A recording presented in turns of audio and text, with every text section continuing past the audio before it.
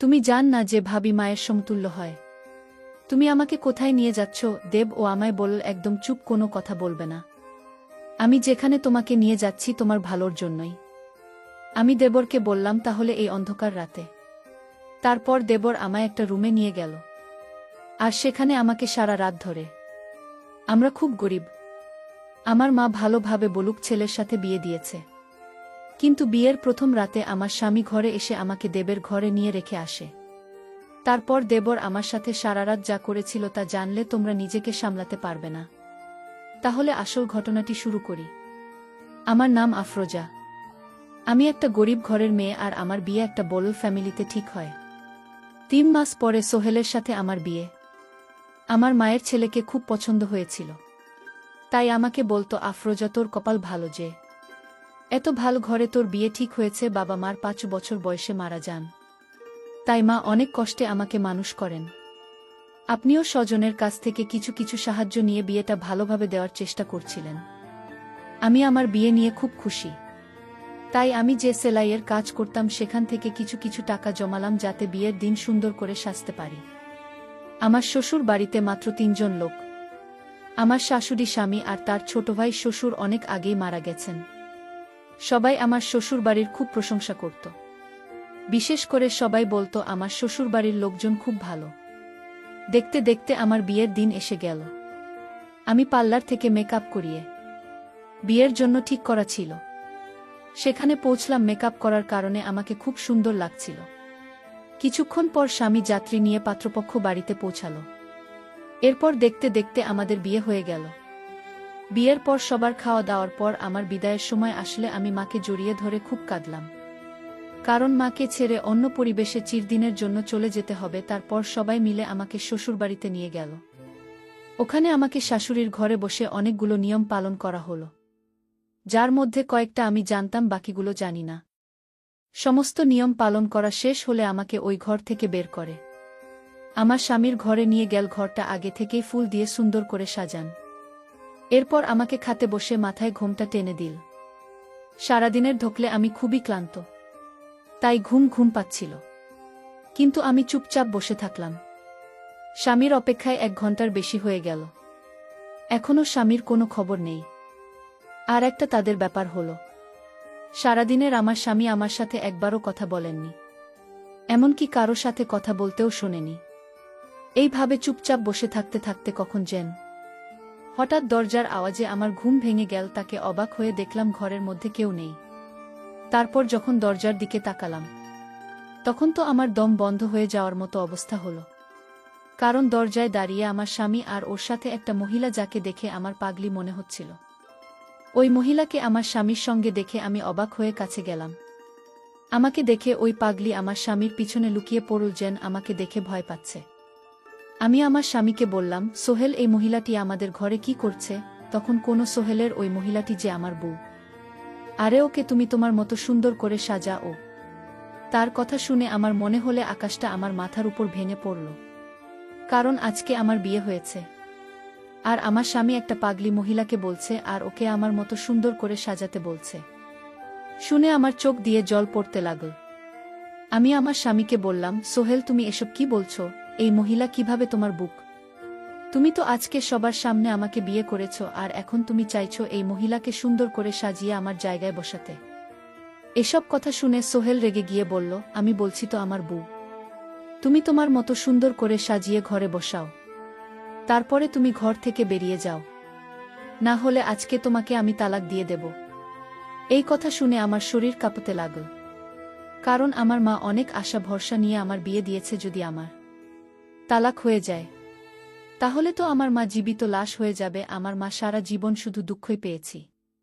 আমি চাই না যে আমার জন্য আমার মা আবার দুঃখ কষ্ট পাক। তাই আমি সোহেলের কথায় রাজি হয়ে মাথা নাড়লাম। তারপরেই পাগলি মহিলাকে বাথরুম থেকে গোসল করিয়ে নিয়ে তৈরি করতে লাগলাম। তাকে আমার ব্যানার সেটা পরালাম, যেটা আমি বিয়েতে শ্বশুরবাড়ি থেকে আমাকে উপহার হিসেবে দিয়েছিল। আমি ওই পাগলিকে বেনারসি কাপড় পরলাম, আর মনে মনে করছিলাম, তারপরেই পাগলি মহিলাকে ড্রেসিং টেবিলের সামনে এনে সুন্দর করে মেকআপ করে আমার যত গয়নাগাটি ছিল সব পরালাম। যাকে এতক্ষণ বিচ্ছিরি লাগছিল তাকে এখন সুন্দর দেখাচ্ছে। পাগলি নিজের সাজগোজ দেখে উত্তেজিত হয়েছিল, আয়নায় বারবার নিজেকে দেখে তালি বাজাচ্ছিল। ওই পাগলিকে রেডি করার পর আমি আমার স্বামীর দিকে ইশারা করলেন। আমার স্বামী উঠে এক আছে সে ভালো করে দেখতে লাগল। তারপরে আমাকে ঘর থেকে বেরিয়ে যাওয়ার ইশারা করল। আমি কাশতে কাশতে বাইরে বেরিয়ে আসলাম। আমাকে দেখে কে বলবে কিছুক্ষণ আগে আমার বিয়ে হয়েছে? আমাকে দেখে যে কেউ পাগল বলবে। এই বাড়িতে নতুন তাই বুঝতে পারছিলাম না এত রাতে কোথায় যাব। কোনো উপায় না পেয়ে দরজার সামনে বসে পড়লাম। কারণ অন্য কোনো ঘরে যদি আমি যেতাম তাহলে আমাকে সবাই বলতো বিয়ের প্রথম রাতেই স্বামীর ঘর থেকে বের করে দিয়েছে। তাই নিজের অসম্মানের আর তালাকের ভয়ে আমি চুপচাপ ছিলাম। আমার স্বামীর দরজার সামনে বসে রইলাম। দুঃখে আমার ঘুম আসছিল না, তাই চুপচাপ বসে রইলাম। কিছু সময় পরে বারান্দায় কারো আওয়াজ পেয়ে তাকিয়ে দেখি আমার দেওর ও আমাকে ওখানে দেখে চমকে ওঠে। তারপরে আমাকে ওর ঘরে নিয়ে গেল। মুখ ঢাকা ছিল বলে ও হয়তো আমাকে চিনতে পারেনি। আর আমিও কিছু বলতে পারছি না, কারণ এতে আমারই অসম্মান হবে। কারণ আমি সেই মেয়ে যাকে বিয়ের প্রথম রাতেই তার স্বামী ঘরের বাইরে বের করে দিয়েছে। ও হয়তো আমাকেই পাগলি ভেবেছিল, তাই টানতে টানতে আমাকে এই স্টোর রুমে নিয়ে একটা দড়ি দিয়ে বেঁধে ফেলে। তারপর আমি অবাক হয়ে দেখলাম সে আমার জন্য বাসি রুটি তরকারি আর কিছু ওষুধ নিয়ে আসলো, যেটা হয়তো ওই পাগলের জন্য। কিন্তু আমি ওষুধ কিছুতেই খেতে পারবো না, কারণ আমি তো পাগলি না। দড়ি দিয়ে আমার পা বাঁধা ছিল, কিন্তু দুইটা হাত খোলা ছিল। ও আমাকে ওই বাসি রুটি খেতে বলল। আমি তাড়াতাড়ি মাথা ঝুঁকিয়ে না বললাম যে মাথা ঝোকাল আমি, তখনই আমার মুখ থেকে কাপড় পড়ে গেল। আর আমার দেওর আমাকে দেখে চমকে উঠল, তো বিশ্বাসই করতে পারছেন না যে এটা আমি। তারপরে আমাকে বলল তুমি এই অবস্থায় কেন? আমি কাঁদতে কাঁদতে ওকে সব কথা খুলে বললাম। ও আমার কথা শুনে মাথায় হাত দিয়ে বসে পড়ল। তারপর বলল তোমার উচিত হয়নি দাদার কথা শুনে ওই পাগলিকে নিজের জায়গায় বসানো আর ঘর থেকে বেরোনো। এই কথা শুনে আমি বললাম যে তোমার আমাকে তালাক দেওয়া আর এই বাড়ি থেকে বের করে দেওয়ার ভয় দেখাচ্ছিল। আর আমার তালাকের কথা শুনলে আমার মা জীবিত লাশে পরিণত হবে। তারপর আমার দেওর আমার পা থেকে দড়ি খুলে আমাকে ওর পিছন পিছন আসতে বলল। আমিও ওর পিছন পিছন স্টোর রুম থেকে বেরিয়ে অন্য একটা রুমে গেলাম, যেখানে আমার শাশুড়ি ঘুমিয়েছিল। আমার দেওর শাশুড়িকে ঘুম থেকে উঠে সমস্ত কথা বলল, যেটা শুনে আমার শাশুড়ি দীর্ঘ নিঃশ্বাস ফেলে। আমি বুঝতে পারছিলাম কিছু একটা তো আছে যেটা আমার থেকে লুকোচ্ছে। তাই আমি আমার শাশুড়িকে সরাসরি জিজ্ঞাসা করলাম, ওই মহিলাটিকে যার জন্য আমাকে আমার ঘর থেকে বের হয়ে আসতে হয়েছে। তখন আমার শাশুড়ি দেবর একে বাইরে যেতে ইশারা করল। দেবের বাইরে বেরিয়ে গেলে শাশুড়ি আমাকে ওনার পাশে বসিয়ে বললেন যে ওর হলো আমার বান্ধবীর মেয়ে। তোর ছোটবেলাতেই ওর বাবা মা মারা যায়, তাই আমি ওকেই বাড়িতে এনে নিজের মেয়ের মতো মানুষ করি। ওরা তিনজন একসাথে বড় হয়। সোহেলের সাথে বন্ধুত্ব খুব ভাল ছিল। আমার শাশুড়ি আরও বললেন পাগলি মেয়ে, তার নাম সবিতা। ও বড় হলে আমার শাশুড়িকে বিয়ে দেওয়ার জন্য পাত্র দেখতে শুরু করলে সবিতা বলে যেও কাউকে ভালোবাসে তাকে বিয়ে করতে চায়। এটাতে আমার শাশুড়ি খুশি হয় আর নিজের ছেলের সাথে সবিতার বিয়ে ঠিক করেন। শাশুড়ি মনে মনে খুব খুশি হয়েছিল, কারণ উনি সবিতাকে খুব পছন্দ করতেন। কিন্তু যখন সবিতা শোনা যে সোহেলকে ভালোবাসে এবং বিয়ে করতে চায়, তখন সবিতা সরাসরি না বলে দেয়। আর এতে আসলে সোহেলের মন ভেঙে যায়, তাই ও ব্যবসার কাজে বাইরে চলে যায়। সবিতার এই কথা শুনে আমার শাশুড়ির খারাপ লাগলেও তিনি সবিতার বিয়ে ধুমধাম করে দেন। সোহেল এতটাই দুঃখ পেয়েছিল যে সবিতার বিয়েতেও আসেনি।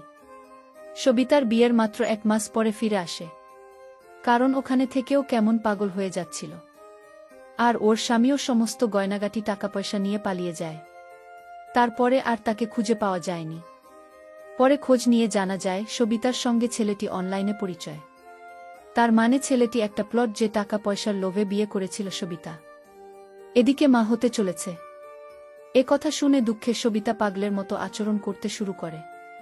তারপরে যখন ওর বাচ্চা নষ্ট হয়ে যায়, তখন সুবিধা পুরোপুরি পাগল হয়ে যায়। এই কথা যখন সোহেল শুনে খুব তাড়াতাড়ি বাড়ি ফিরে সবিতার খেয়াল রাখতে শুরু করে। ও সবিতাকে ভালো ডাক্তার দেখায়, কিন্তু ডাক্তার বলেছিল হয়তো সবিতা পুরোপুরি ঠিক হবে না। একটা মাত্র সম্ভাবনা আছে, ওর সাথে যা হয়েছে তা যদি আবার রিপিট করা হয় তাহলে হয়তো ঠিক হতে পারে। এ কথা শুনে সোহেল ওকে বিয়ে করার জন্য ব্যস্ত হয়ে পড়ে। তখন আমার শাশুড়িকে নিজের দিদি দিয়ে কোনো রকমে ওকে আটকে রাখে। এইভাবে 1 বছর কেটে গেল, কিন্তু সবিতার কোনো উন্নতি দেখা গেল না। তাই আমার শাশুড়ির সোহেলকে বোঝাতে লাগলো সবিতা তখন 1 বছরও ঠিক হয়নি, তাহলে কি এমন গ্যারান্টি আছে যে ওর বিয়ের পরে ঠিক হয়ে যাবে? সবিতা খুব বেশি পাগলামি করত, আর ওর ধারে কাছে কেউ যেতে পারত না। তার কয়েকবার তো কামড়ানোর চেষ্টা করেছে, আর সুযোগ পেলেই বাড়ি থেকে পালিয়ে যেত। তাই আমরা ওকে দড়ি দিয়ে বেঁধে রাখতে বাধ্য হই। সোহেলের এত চেষ্টার 1 বছর পরেও সবিতা যখন ঠিক হলো না, তখন বাড়ির সবাই সোহেলকে বুঝিয়ে শুনিয়ে দিয়ে দিন। কারণ সবাই ভেবেছিল যে সোহেল বিয়ে করলে হয়তো ওর মন থেকে সবিতার প্রভাব কমে যাবে। আমার শাশুড়ি সবসময় চাইতো সোহেল যেন বিয়ে করে সুখী হতে পারে। কিন্তু সোহেল যে সবিতাকে পুরনো জীবনের কথা মনে করানোর জন্য সবিতাকে নিজের বাসর ঘরে নিয়ে গেছে, তারা কেউ জানত না। শাশুড়ির মুখ থেকে সমস্ত কথা শুনে আমার অবস্থা খুব খারাপ হতে লাগল। কারণ আমাকে এমন একটা ছেলের সঙ্গে দিয়ে দেওয়া হয়েছে যে আগে থেকেই অন্য কাউকে ভালোবাসে। হয়তো আমরা গরিব, তাই আমাদের সাথে এসব করা যায়, কারণ ওরা জানে আমরা কিছুই করতে পারব না। এইসব ভেবে ভিতরে ভিতরে কান্নায় আমার বুক ফেটে যাচ্ছিল। তখন আমার শাশুড়ি আমাকে নিয়ে আমার স্বামীর ঘরের দরজার সামনে এসে দরজা খুলে দেখতে পেলাম যে সবিতা নতুন শাড়ি গহনা পরে মেঝেতে শুয়ে আছে, আর সোহেল খাটের উপর বসে বসে কান্না করছে। সোহেল তার মাকে দেখেই আমার কাছে এসে মাকে জড়িয়ে ধরে কাঁদতে লাগল। কান্না থামলে আমার শাশুড়ি সোহেলকে বোঝাতে লাগল যে সোহেল আমার সাথে কি অন্যায় করেছে। এরপর সোহেল আমার দিকে মাথা নিচু করে দাঁড়িয়ে আমার কাছে ক্ষমা চাই। এরপর আমার শাশুড়ি ঘুমন্ত সবিতাকে ঘুম থেকে উঠিয়ে বুঝিয়ে শুনিয়ে নিজের সঙ্গে নিয়ে গেল। উনারা যাওয়ার পরেই সোহেল আমার কাছে আবার ক্ষমা চেয়ে আমাকে কারণ বোঝাতে লাগল, যেটা আমি আগে আমার শাশুড়ির কাছ থেকে শুনেছি। আমি বুঝতে পারলাম যে সোহেল বিয়ে করতে চাইতো না, যাতে সবই তার দেখাশোনা করে ঠিক করতে পারে এবং ওকে বিয়ে করতে পারে। কিন্তু বাড়ির সবাই জোর করে ওকে আমার সাথে বিয়ে দিয়ে দেয়। সোহেলের নিজের দুঃখ আমার সাথে শেয়ার করতে শুরু করলে আমি ওকে বললাম, আমি সবসময় তোমার পাশে আছি। আমার নিজের উপর বিশ্বাস ছিল যে আমি ওর মনে আমার জন্য জায়গা করে নিতে পারব। আর এইসব কথা না আমি আমার মাকে না অন্য কাউকে বলতে পারব। আমি ওই বাড়িতে সবিতার সাথে নিজের বোনের মতো ব্যবহার করতে শুরু করি। ওর খাওয়া দাওয়া দেখাশোনা করতে থাকি। ফলে বাড়ির সকলের সাথে সাথে সোহেলের মতো আমার জন্য জায়গা তৈরি হয়, যেটা আমার স্বামী আমার সঙ্গে মিষ্টি মিষ্টি কথা বলে বোঝার। কিন্তু সবিতার অবস্থার কোনো উন্নতি হয়নি। ওষুধ চেঞ্জ করেও দেখা হয়েছে, কিন্তু কোনো ফল পাওয়া যায়নি। কিন্তু তবু সোহেল চাইত না যেন ভালো হয়, তাই আমি দিনরাত পরিশ্রম করতাম। ওকে নিয়ে ডাক্তারের কাছে চেক আপ করাতে যেতাম, কিন্তু সবিতার অবস্থার কোনো উন্নতি হয়নি। ধীরে ধীরে সবই তার অবস্থা খারাপ হতে থাকে। এখন সারাদিন বিছানাতেই শুয়ে থাকে। তাই আমি সোহেলকে বললাম ওকে শহরের সবচেয়ে ভালো ডাক্তার দিয়ে চেক আপ করাতে। যখন আমরা সেই ডাক্তারের কাছে নিয়ে গিয়ে চেক আপ করাতাম, ডাক্তারের কথা শুনে আমরা সবাই হতাশ হয়ে গেলাম। কারণ ডাক্তার বলল সবই তার শরীরে ধীরে ধীরে কঠিন রোগের ছড়িয়ে পড়েছে।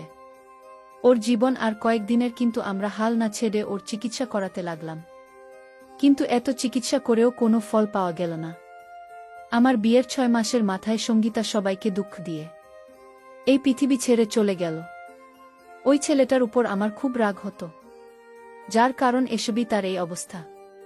ওই ছেলে পৃথিবীর যেখানেই থাকুক না কেন, জীবনে কখনো সুখী হতে পারবে না। ওই ছেলেটি যদি লোভের কারণে তার জীবন নিয়ে ছিনিমিনি না করত, তাহলে সবিতা এখন ছেলে মেয়ে নিয়ে সুখে শান্তিতে সংসার করতে পারত। কিন্তু আমরা যেটা ভাবি সেটা সব সময় হয় না, কারণ বিধাতা যার কপালে যা লিখে দিয়েছে তাই হয়। সবিতার সাথেও তাই হয়েছিল, যা বিধাতা